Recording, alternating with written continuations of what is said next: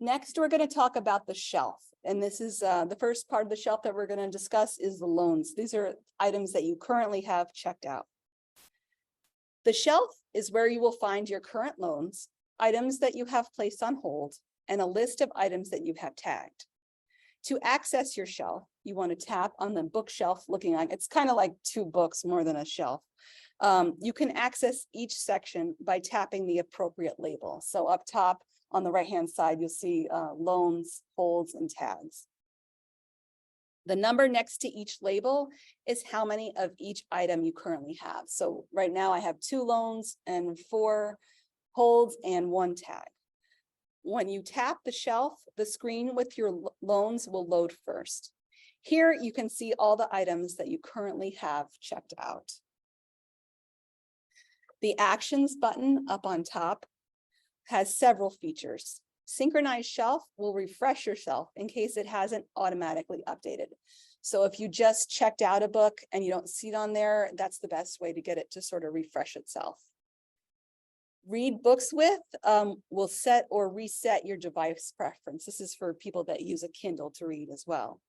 This is helpful if you would like to set Kindle as your default device, or if you previously set your device to Libby or Kindle and would like to change it back. The download rules refer to what happens when you borrow an item and whether it's automatically downloaded to your device so that it can be easily accessed when not connected to the internet. Your options will be to download everything, to download titles under 20 megabytes, or to not download anything. There is also the option to only download items when connected to Wi-Fi. This is applicable to if you're using a cell phone or a device with a data connection. If you choose not to download anything, keep in mind that if your device does not have internet access, you will be unable to access the item. This is a great idea to download to make sure if you're using your iPad or something in the car to listen to on a road trip, to make sure that you've downloaded the book, or even on your phone as well, because you might be in an area where there's no signal and you want to still be able to listen to your book. So yeah, once you download it's there. None of the titles are too big. It's really for people that are concerned if they have a data limit and they're concerned about using too much data when they're just on their cell phone and not in a Wi-Fi. But I always find that it's a great idea to download everything because then you have it and you're not concerned about whether you have access to the internet and you can still read or listen to your books or magazines. If there is a check mark icon, it means the item has been downloaded. That's a good way to tell for the loans that you have out. If you wanted to remove the download, you can tap that same icon and then tap on Remove Download. I believe it does, yeah, it tells you how big the item is, so that doesn't take up too much space.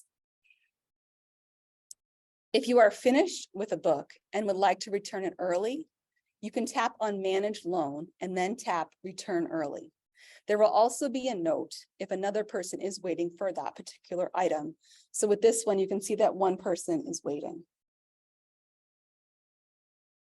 If you use a Kindle to read ebooks, you can deliver your ebooks wirelessly to your Kindle from the Libby app. This applies to all Kindle models, including the e-ink, Paperwhite, Fire, and more. Before you begin, make sure that your Kindle is connected to Wi-Fi. If your Kindle is not connected to Wi-Fi, it won't transfer the items over. Next, you want to tap on Read With, and from there, tap on Kindle. So when you Read With is right there, and then that screen will come up, and then Kindle is in the bottom left.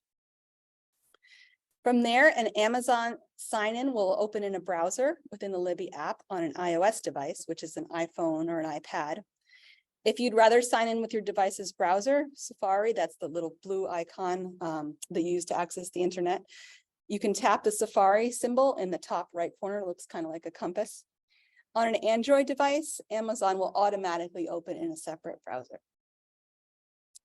Once you've signed into Amazon, you'll be directed to the delivery page on Amazon. And this is important because it won't go to your Kindle otherwise. This is how you retrieve the book. If you have more than one Kindle or Amazon device, you can use the drop-down box where it says delivered to Selena's Kindle. you can select where you'd like it to go. So if you have someone else in your household that is also on your Amazon account, you can choose where to send the book. And once you click on Get Library Book, you'll get a confirmation that it was successful. Your item should appear on your Kindle within a couple of minutes. Any questions about that section? So can you download? Yes, you can download an EPUB to read on your phone or your tablet or your other, but not on a Kindle. EPUB means that it's not compatible with Kindle. No, when you have the EPUB, it opens basically right within the Libby app, and that's how you would read it. You don't need a separate Adobe account to do it. If you have a device and you tap on Open in Libby, it will open the book right there. There's no extra step.